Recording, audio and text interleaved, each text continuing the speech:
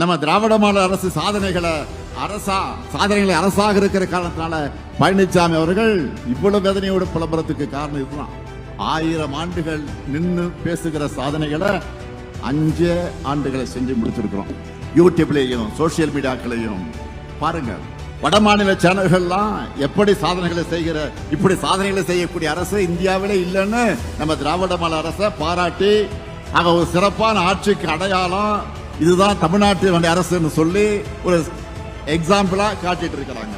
நான் மட்டும் இல்ல, இங்க இருக்கிற ஒவ்வொருத்தரும் நெஞ்ச நிமித்தி சொல்லலாம், தமிழ்நாட்டு வரலாற்றிலேயே நம்ம கவர்மெண்ட் மாதிரி சாதனைகள் செஞ்ச அரசே கிடையாது.